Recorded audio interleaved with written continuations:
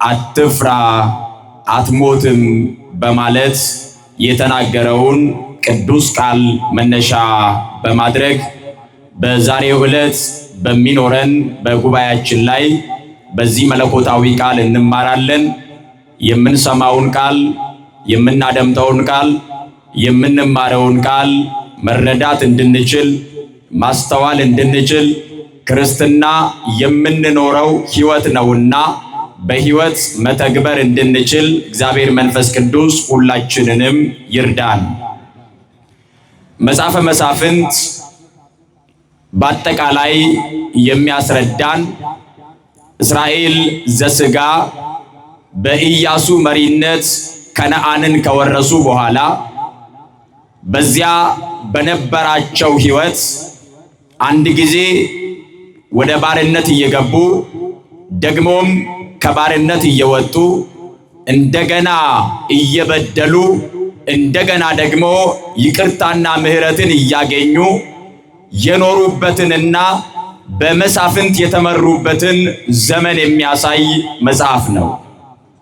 ከዚህ መካከል በዛሬው ዕለት በዋናነት የምናየው መጽሐፈ መሳፍንት ምዕራፍ 6 ከቁጥር 1 ጀምሮ እስራኤል ዘሥጋ እንዴት አድርገው እግዚአብሔርን እንዳሳዘኑ ደግመው እግዚአብሔር እንዴት ባለ ምሕረትና ይቅርታ ወደ እነርሱ እንደተመለሰ ከራሳችን ሕይወት ጋር ከኑሯችን ጋር እያዋሃድን በሚነገረው ቃል ውስጥ ራሳችንን እየመዘንን እግዚአብሔር ሲናገር የተሰበረ ይጠገናል፣ እግዚአብሔር ሲናገር የጠፋ ይገኛል፣ እግዚአብሔር ሲናገር የሞተ ይነሳል፣ እግዚአብሔር ሲናገር ሁሉን ማከናወን የሚችል ስልጣን ያለው ቃል ነው የእግዚአብሔር ቃል። ስለዚህ እያንዳንዳችን የሚናገረው እግዚአብሔር ነው፣ የሚመክረኝ እግዚአብሔር ነው፣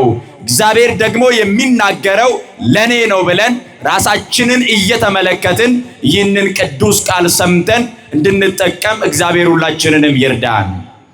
በዚህ በመጽሐፈ መሳፍንት ምዕራፍ 6 ከቁጥር 1 ጀምሮ እንደምንመለከተው የእስራኤልም ልጆች በእግዚአብሔር ፊት ክፉ ሥራ ሰሩ ይላል። የእስራኤልም ልጆች በእግዚአብሔር ፊት ክፉ ሥራ ሰሩ። እግዚአብሔርም ክፋታቸውን ተመልክቶ ሥራቸውን ተመልክቶ መተላለፋቸውን ተመልክቶ ለሚዲያማውያን ለ7 ዓመት ለባርነት አሳልፎ ሰጣቸው ይላል። ልብ በሉ፣ እነዚህ ሰዎች እግዚአብሔር ባህር ከፍሎ ያሻገራቸው ሰዎች ናቸው። እነዚህ እስራኤላውያን እግዚአብሔር ጠላቶቻቸውን ገድሎ መና እየመገበ በብዙ እንክብካቤ የረዳቸውና የጠበቃቸው የአብርሃም ዘር ናቸው። 430 ዘመን በባርነት ቀንበር ተይዘው ከሚኖሩበት ሀገር እግዚአብሔር ካወጣቸው በኋላ እስራኤላውያን ሀገራቸው ከነዓንን የወረሱት ልጆቻቸው በምን ምክንያት ክፉ ሥራ ሰሩ? እንዴትስ እግዚአብሔርን አሳዘኑ? እግዚአብሔርም እንዴት ተቆጥቶ ለባርነት አሳልፎ ሰጣቸው? ምክንያታቸው ምንድነው? የሚለውን በዚሁ በመጽሐፈ መሳፍንት ምዕራፍ 2 ከቁጥር 7 እስከ 10 ድረስ ያለውን ተመልከቱ። ምክንያቱን በሚገባ መጽሐፉ ያስረዳል። እንዲህ ይላል። ኢያሱና ካሌብ ሕዝቡን ከመሩ በኋላ ዘኍልቍ ምዕራፍ 14 በስፋት ተጽፎ እንደምናገኘው የቀረው ቀርቶ ያለቀውም አልቆ ኢያሱ ሕዝቡን ከነዓንን ካወረሰ በኋላ ኢያሱ በሞተ ጊዜ ከነዓን የገቡ ምድረ ርስትን የወረሱ እነዚህ ሰዎች ከኢያሱ ሞት በኋላ ከኢያሱ እረፍት በኋላ 2 ጥፋት አጠፉ። የመጀመሪያው እግዚአብሔርን ረሱ። ሁለተኛው ደግሞ እግዚአብሔር ለአባቶቻቸው የገባውን ቃል ኪዳን እግዚአብሔር ለአባቶቻቸው የሰራውን ድንቅና ተአምራቱን ረሱ ይላል። ከዚህ የተነሳ እግዚአብሔርን ስላስቆጡት፣ እግዚአብሔርን ስላስመረሩት እግዚአብሔር ለባርነት አሳልፎ ሰጣቸው ይላል። መጽሐፉ ቃል በቃል እንደሚናገረው እግዚአብሔርን ለእስራኤልም ያደረገውን ሥራ ያላወቀ ሌላ ትውልድ ተነሳ ይላል። ምን አይነት ትውልድ ተነሳ? እስኪ ሌላ ትውልድ በሉ። ሌላ ትውልድ ምን አለ? ተነሳ። ይሄ ሌላ ትውልድ የተባለው ትውልድ ሁለት ታላላቅ ነገሮችን የዘነጋ ነው። አንደኛ እግዚአብሔርን የዘነጋ ትውልድ ነው። ሁለተኛው እግዚአብሔር ለአባቶቻቸው የሰራውንና በአባቶቻቸው ያደረገውን የዘነጋ ትውልድ ነው። ምንድነው የሚመስለው የኛ ዘመን ትውልድ? እግዚአብሔርን አለማወቅ እኮ እንደ ጀግንነት የሚቆጠርበት እንደ ዕውቀት ልክ የሚቆጠርበት እኮ ነው የዚህ ዘመን። እግዚአብሔርን አለመፍራት፣ እግዚአብሔርን አለማወቅ፣ ሃይማኖት አልባ መሆን፣ ሃይማኖትን ማጣት እንደ ጀግንነት የሚቆጠርበት ዘመን ላይ ነው ወገኖች ያለ ነው። ስለዚህ እነዚህ ሰዎች ሁለት ነገር ረሱ። ዋናው እግዚአብሔርን፣ ደግሞም እግዚአብሔር በአባቶቻቸው የሰራውን ድንቅ ሥራ የዘነጋ ሌላ ትውልድ ተነሳ፣ እግዚአብሔርም ተቆጣ ይላል። ማን ተቆጣ? መልሱልኝ። ማን ተቆጣ? እግዚአብሔር ተቆጣ ይላል። በእውነት ወገኖቼ እግዚአብሔር አይቆጣን። አሜን በሉ። ሰው ሰውን ቢያሳዝን እግዚአብሔር ይፈርዳል። ሰው ሰውን ቢበድል እግዚአብሔር ይፈርዳል። ሰው እግዚአብሔርን ካሳዘነ ማን ይፈርዳል? ሰው እግዚአብሔርን ካስቆጣ ማን ይፈርዳል? ሕይወታችሁን መመዘን የሚገባችሁ፣ ኑሯችሁን መለካት የሚገባችሁ በመጀመሪያ የኔ ኑሮ በእግዚአብሔር ፊት ምን ይመስላል የሚለውን ነው። ሰዎች አለባበሳችሁን ያያሉ። ሰዎች ንግግራችሁንም ያደምጣሉ። ሰዎች ላይ ላዩን ነው የሚያውቋችሁ። እግዚአብሔር ግን ልባችንን ያውቃል። እግዚአብሔር ግን ውስጣችንን ያውቃል። እግዚአብሔር ግን ያሰብነውን ሁሉ ያውቃል እግዚአብሔር። ስለዚህ ራሳችንን መመዘን የሚገባን የናንተ ኑሮ የኛ ኑሮ እግዚአብሔርን የሚያስደስት ሕይወት እንዲሆን፣ እግዚአብሔር የሚከብርበት ኑሮ እንድንኖር።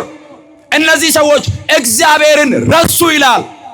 ደግሞ እግዚአብሔር ለአባቶቻቸው የገባውን የሰራውን ድንቅ ሥራ የረሳ የዘነጋ ሌላ ትውልድ ተነሳ፣ እግዚአብሔርም ተቆጣ፣ ለባርነትም አሳልፎ ሰጣቸው ይላል። ዛሬ እኛ የእግዚአብሔርን ቸርነት ስለዘነጋን፣ የእግዚአብሔርን ምሕረት ስለዘነጋን፣ የእግዚአብሔርን አባትነቱን ስለዘነጋን ስለረሳን፣ ከዚህም የተነሳ እግዚአብሔር በነቢያቱ የሰራውን፣ እግዚአብሔር በሐዋርያት የሰራውን፣ እግዚአብሔር በሊቃውንት የሰራውን ድንቅ ሥራ ስለዘነጋን የኃጢአት ባሪያዎች ሆነናል። የምንፍቅና ባሪያዎች ሆነናል። የዚህ ዓለም ሥራ ባሪያዎች ሆነናል። ከዚህ ባርነት የምንላቀቀው እግዚአብሔርንና አባቶቻችንን ስናስታውስ ነው፣ እነርሱን ስናስብ ነው።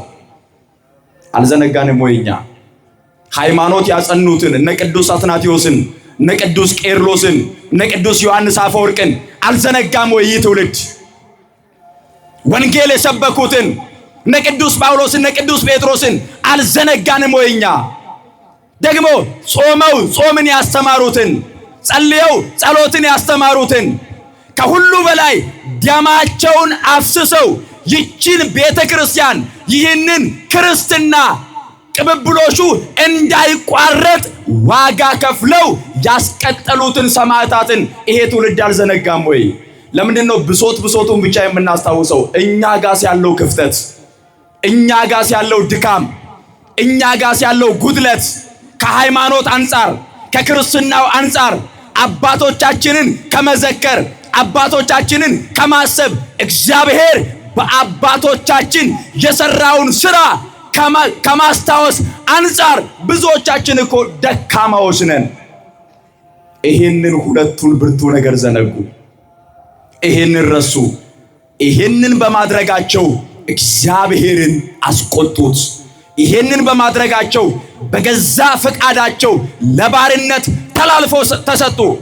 ባሪያዎች ሆኑ። በባርነት ቀንበር ተያዙ። ነፃነታቸውን አጡ። በገዛ ምድራቸው በገዛ ሀገራቸው ባሪያዎች ሆነው መኖር ጀመሩ ይላል። እንመልከተው እስኪ ሕይወታችንን። በጣም ብዙዎች ሃይማኖታችንን፣ ክርስትናችንን እኛ የያዝነውን በግ አቅልለው እጃችን ላይ ውሻ አስመስለው ካሳዩን በኋላ እነርሱ በዚያ ባርነት ውስጥ ጥለውን ፈቀቅ ይላሉ።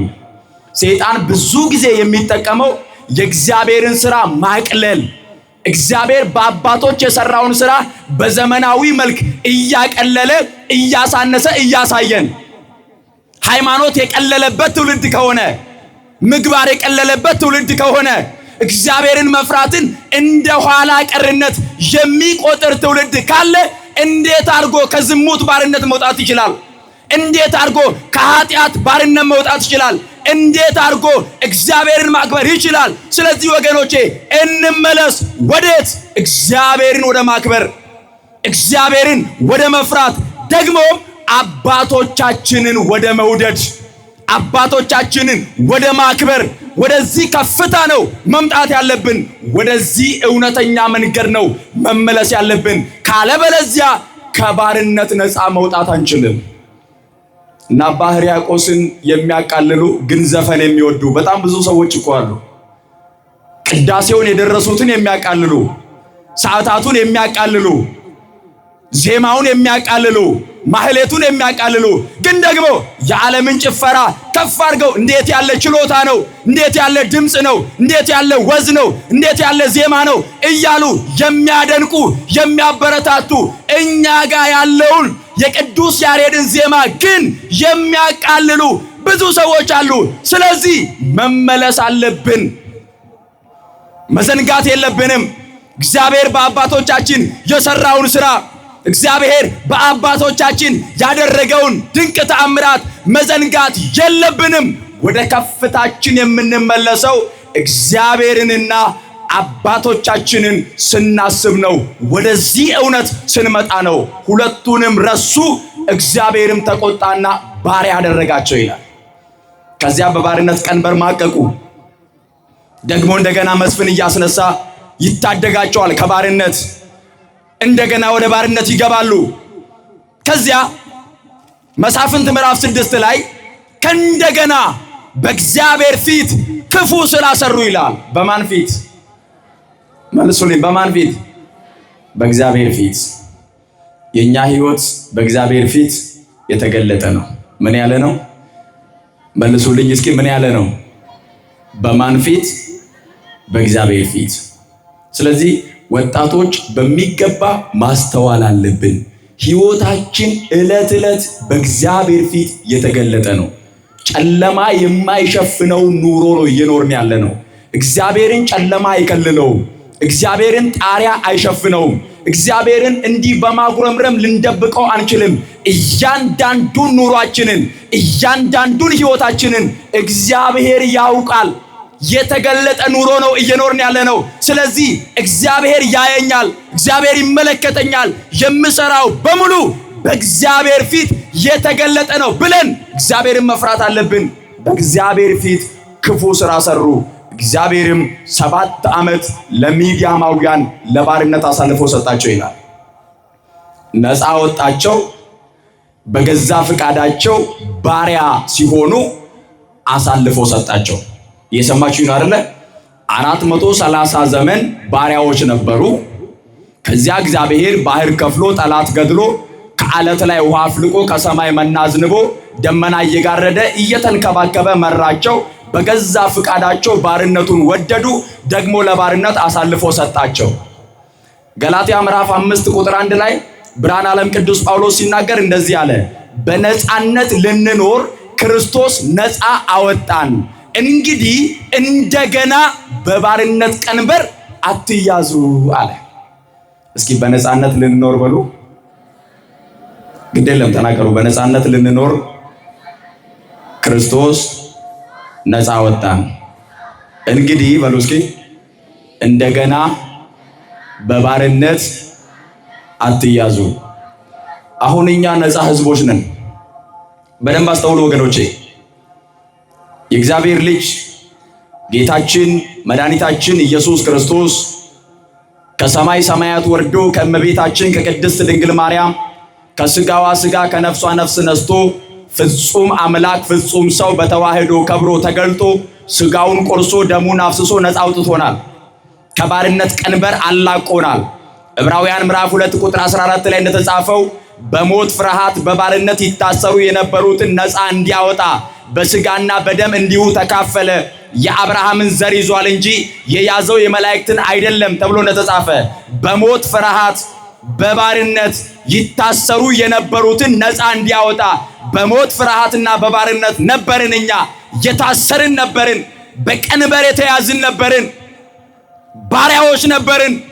5500 ዘመናትን ዓመተ ፍዳ ዓመተ ኩነኔ በሚባልበት ዘመን እኛ ባሪያዎች ሆነን ነበረ።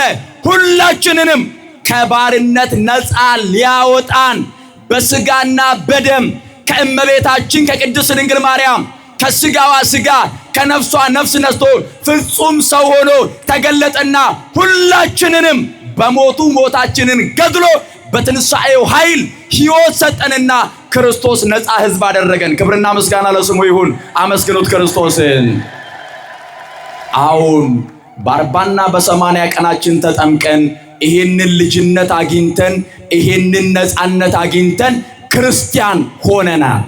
የእግዚአብሔር ሕዝብ ሆነናል። አሁን እኛ ልጆቹ ነን። ዮሐንስ ወንጌል ምዕራፍ 1 ቁጥር 12 ላይ ለተቀበሉት ሁሉ ግን በስሙ ለሚያምኑት ለእነርሱ የእግዚአብሔር ልጆች የሆኑ ዘንድ ስልጣንን ሰጣቸው።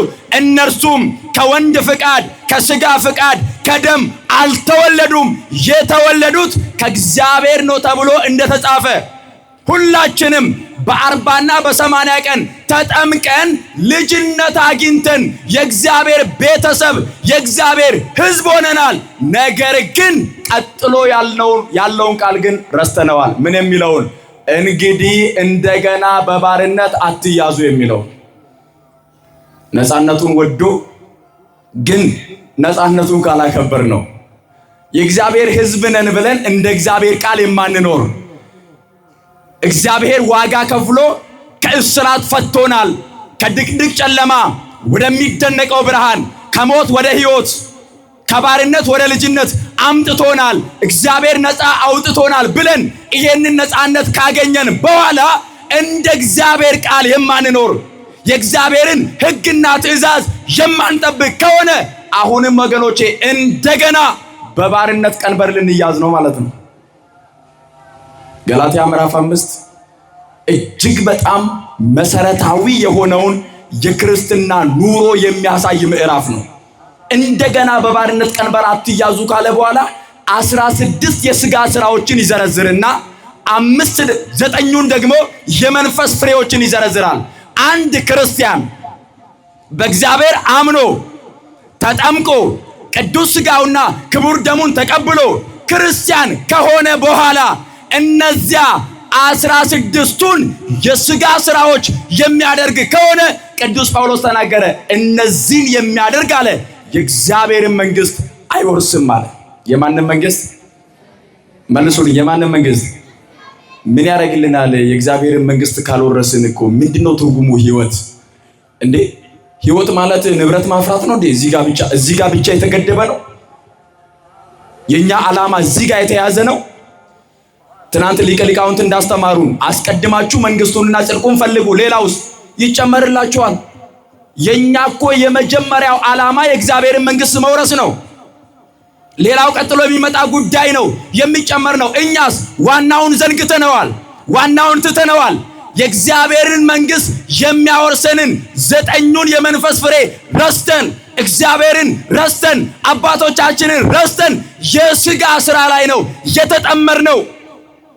እንደነዚህ ያሉትን የሚያደርግ አለ ቅዱስ ጳውሎስ የእግዚአብሔርን መንግስት አይወርስም። ስለዚህ ይሄንን ነፃነት እኛ ካላከበር ነው፣ ይሄንን ክርስትና እኛ በጾምና በጸሎት ካልኖር ነው ምንም ዋጋ የለውም ወገኖቼ፣ አንጠቀምበትም።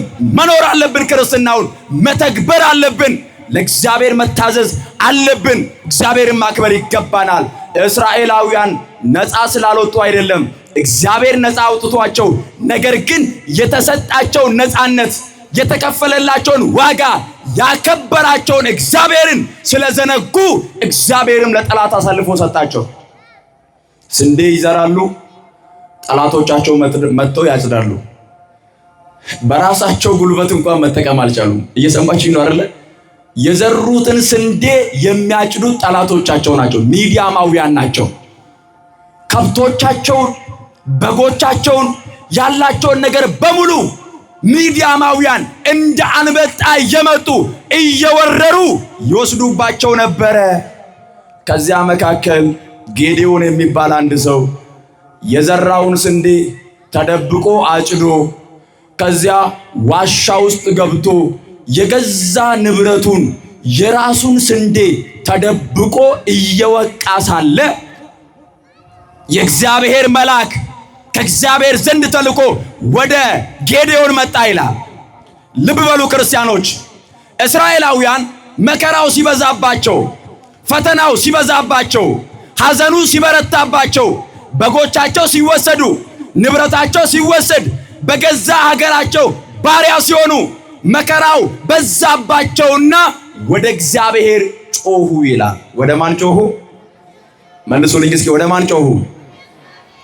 እኛ ችግር ሲገጥመን ወደ ማን ነው የምንጮኸው? ከሆነ ጥሩ። በጣም ብዙዎቻችን እኮ ጥቂት ተፈትኖ ሐሰተኛ ነቢያት ጋር የሚንከራተቱ እኮ በጣም ብዙ ሰዎች አሉ። ጸበል መሄድ እየቻሉ የእግዚአብሔር ፈቃድ ይሁን ማለት እየቻሉ ዕለት ዕለት ወደ ቤተ መቅደሱ ተመላልሶ እግዚአብሔርን መማፀን እየቻሉ የጫማና የወገብ ቁጥራቸውን ለመናገር የሚንከራተቱ እኮ ብዙዎች አሉ። ወገኖቼ ትዕግስት ይኑረን፣ እንቆይ በእግዚአብሔር ቤት፣ እንጩ ወደ እግዚአብሔር። መከራ በዝቷል፣ እንጩ ወደ እግዚአብሔር። ወጣቶች ወጣትነታችሁ ተፈትኖ ከሆነ ጩሁ ወደ እግዚአብሔር። ኑሯችሁ ፈተና ላይ ከገጠመው ጩሁ ወደ እግዚአብሔር። በስራችሁ በረከትና ስኬት ካጣችሁ፣ በትምህርታችሁ ስኬት ካጣችሁ፣ ከሰማይ በታች ባለ ምድራዊ ኑሮ የትኛውም ነገር ቢከብዳችሁ ወደ ማን መጮህ አለባችሁ?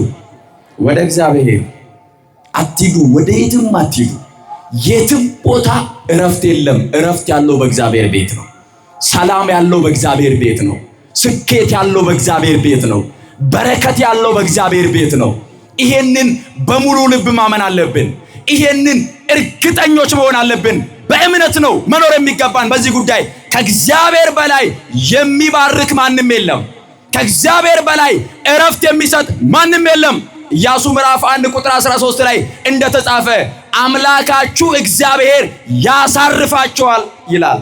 አምላካችሁ እግዚአብሔር ምን ያደርጋቸዋል? ያሳርፋቸዋል። ያሳርፋቸዋል። እረፍት የፈለጋችሁ ኑ ወደ እግዚአብሔር። በረከት የፈለጋችሁ ኑ ወደ እግዚአብሔር። ጤና የጎደላችሁ ኑ ወደ እግዚአብሔር። ንብረት የጎደላችሁ ኑ ወደ እግዚአብሔር። በልጅ በትዳር የተጨነቃችሁ ኑ ወደ እግዚአብሔር። በሱስ የተያዛችሁ ወጣቶች ኑ ወደ እግዚአብሔር። በየትኛውም ሱስ ውስጥ ያላችሁ ዛሬ በጣም ብዙ ሱስ ነው ያለው። ስሙ ሁሉ ተዘርዝሮ አያልቅም። ወጣቱ በሶሻል ሚዲያ ሱስ የተያዘ ነው። ወጣቱ በዝሙት ሱስ የተያዘ ነው። ወጣቱ በቁማር ሱስ የተያዘ ነው። በብዙ ወጥመድ ውስጥ ነው የተያዝነው። በብዙ ባርነት ውስጥ ነው የተያዝነው። መፍትሄው ግን ወደ እግዚአብሔር መምጣት፣ መፍትሄው ግን የእግዚአብሔርን ቃል መማር፣ መፍትሄው ዕለት ዕለት ወደ እግዚአብሔር መጮህ ነው።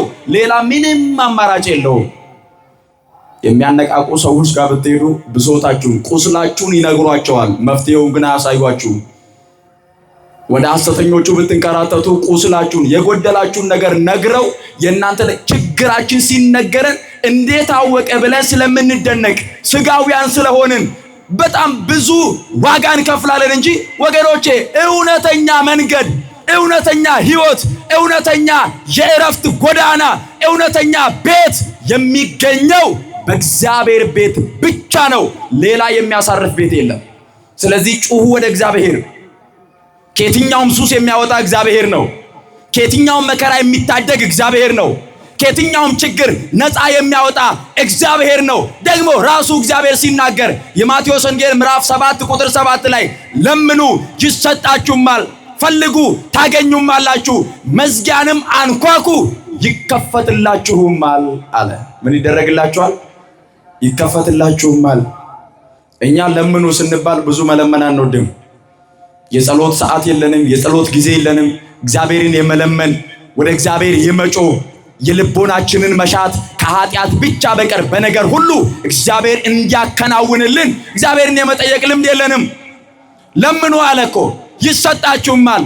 ፈልጉ፣ ሕይወትን ፈልጉ፣ ንስሐን ፈልጉ፣ ቅዱስ ቁርባንን ፈልጉ፣ የእግዚአብሔርን ቤት ፈልጉ።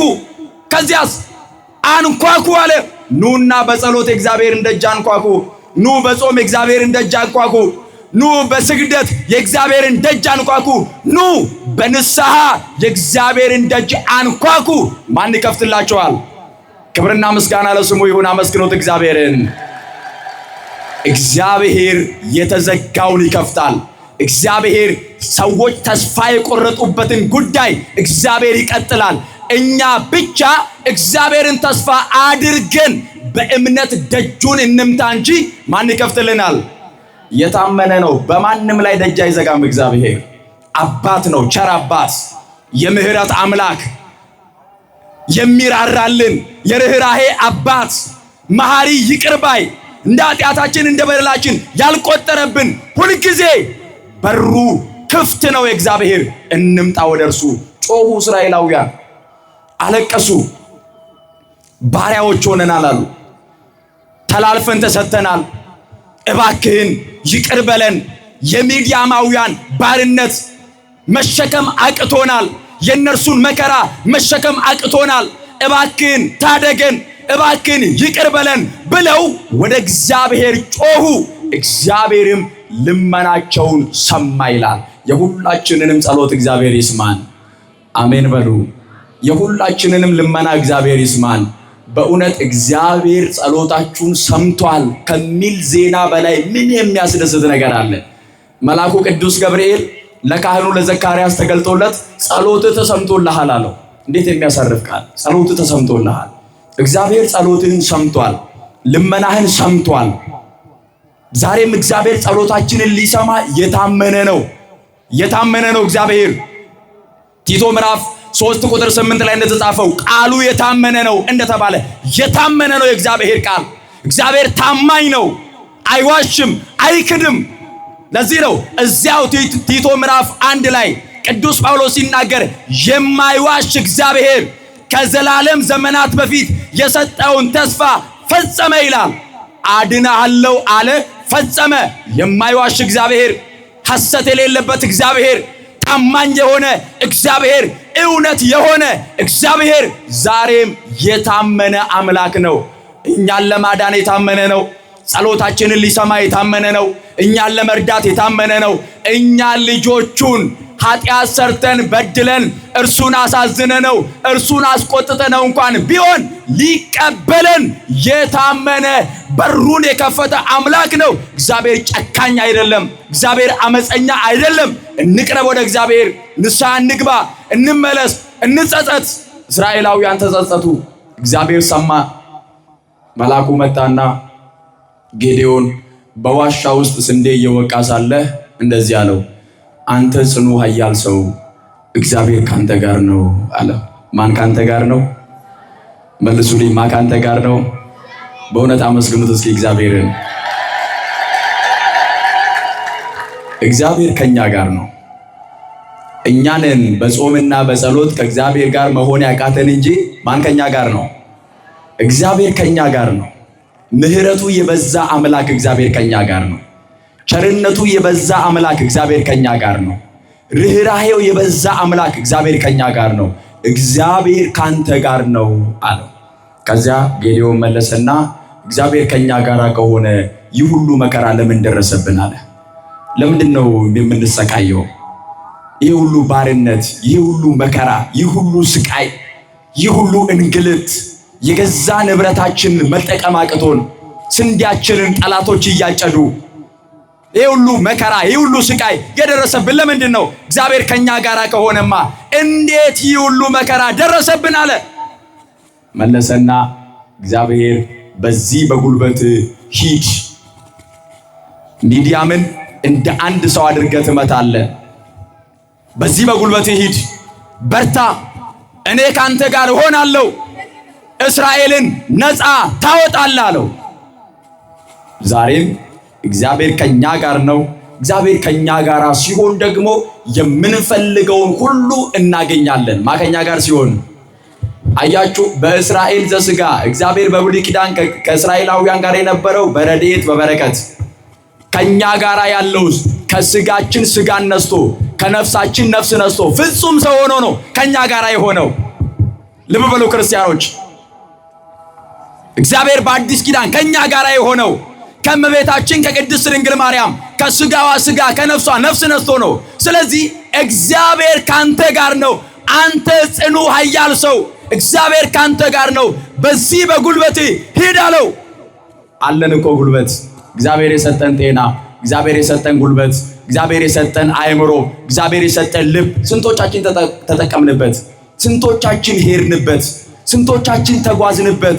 አንዳንዱ ያለውን ነገር መመልከት እንዳይችል ያለውን ጉልበት፣ ያለውን ጤና፣ ያለውን አእምሮ፣ ያለውን ንብረት ተጠቅሞ መስራት እንዳይችል፣ መጠንከር እንዳይችል፣ መለወጥ እንዳይችል ሰይጣን ጋርዶታል ወገኖቼ። ስለዚህ በዚህ በጉልበት ሂድ፣ እኔ ካንተ ጋር ነኝ፣ እረዳሃለሁ፣ አግዛሃለሁ፣ እስራኤልን ነፃ ታወጣለህ አለው እግዚአብሔር ታሪኩን ለማሳጠር። ከዚያ በኋላ ጌዴዎን ተነሳ። እግዚአብሔር ከእርሱ ጋር እንደሆነ በብዙ ምልክቶች አወቀ። መልአኩ ተገልጦለት የእግዚአብሔር መልአክ የጌዴዎንን መስዋዕት ካሳረገለት በኋላ እግዚአብሔር መስዋዕቱን ከተቀበለለት በኋላ ጌዴዎን ያቀረበውን መስዋዕት የእግዚአብሔር መልአክ ከባረከለትና ካሳረገለት በኋላ ጌዴዎን እንደዚህ አለ፣ የእግዚአብሔርን መልአክ አይቻለሁ፣ ወየው ልጠፋ ነው ልሞት ነው አለና አዘነ። በዚያን ጊዜ እግዚአብሔር እንደዚህ አለው፣ ሰላም ላንተ ይሁን፣ አትፍራ፣ አትሞትም አለው። እስኪ ሰላም ላንተ ይሁን በሉ። ከኋላ ያላችሁ ደህና ናችሁ? ያው እኛ ብዙ ስለማናያችሁ ነው። ከዚህ እስኪ ሰላም ላንተ ይሁን በሉ። ሁላችሁም አንድ ላይ ሰላም ላንተ ይሁን፣ አትፍራ፣ አትሞትም። የእግዚአብሔር ሰላም ከሁላችን ጋር ይሁን። አሜን በሉ ወገኖቼ። በምድራችን ላይ ዛሬ ሰላም የለም። ወንድም ወንድሙን የሚገልበት፣ ሞት የበዛበት፣ ጥላቻ የነገሰበት፣ ፍቅር የቀዘቀዘበት፣ ከሰው ልጆች መዋደድ መከባበር የጠፋበት፣ ሰው እንደ ሰውነት ማሰብ የጎደለበት፣ ሰው ከእግዚአብሔር የራቀበት፣ መከራና ረሃብ የበዛበት። ታውቃላችሁ ምድራችን በሶስት መከራዎች እየታመሰች እንደሆነ፣ አንዳንዱ በጦርነት፣ አንዳንዱ በረሃብ፣ አንዳንዱ በበሽታ እየተገረፍን መከራ እየተቀበልን፣ በዚህን ጊዜ እግዚአብሔር ሰላሙን እንዲያበዛልን፣ በጦርነት ለሚሰቃዩት የእግዚአብሔር ሰላም እንዲበዛላቸው፣ በበሽታ ለሚሰቃዩት የእግዚአብሔር ሰላም እንዲበዛላቸው፣ በረሃብ ለሚንገላቱት እግዚአብሔር ምግባቸውን እንዲሰጣቸው በጸሎት መለመን አለብን እግዚአብሔርን። ሰላም ላንተ ይሁን፣ አትፍራ፣ አትሞትም አለው። በጣም ብዙዎቻችን የምንፈራው ሞትን ነው። ይሄኛውን ሞት ሁሉም ይሞታል። የዮሐንስ ወንጌል ምዕራፍ 5 ቁጥር 25 ላይ ጌታችን መድኃኒታችን ኢየሱስ ክርስቶስ ሙታን የእግዚአብሔርን ልጅ ድምፅ የሚሰሙበት ሰዓት ይመጣል፣ እርሱም አሁን ነው ካለ በኋላ በእኔ የሚያምን የዘላለም ሕይወት አለው፣ ከሞት ወደ ሕይወት ተሻገረ እንጂ ወደ ፍርድ አይመጣም ይላል። አያችሁ፣ በእኔ የሚያምን አለና የዘላለም ሕይወት አለው፣ ከሞት ወደ ሕይወት ተሻገረ እንጂ ወደ ፍርድ አይመጣም ማለት። በእርሱ የሚያምን ሰላም አለው። የዮሐንስ ወንጌል ምዕራፍ 14 ላይም ጌታችን ኢየሱስ ክርስቶስ የነገረን ይህንን ነው። ሰላሜን እሰጣችኋለሁ፣ እኔ የምሰጣችሁ ሰላም ዓለም እንደሚሰጥ አይደለም አለ። የዓለም ሰላም ዛሬ ታይቶ ነገ የሚጠፋ፣ የዓለም ሰላም እንደ ብልጭልጭ የሆነ የዓለም ሰላም ምንም ቋሚነት የለውም። የእግዚአብሔር ሰላም ግን የማይጠፋ ነው።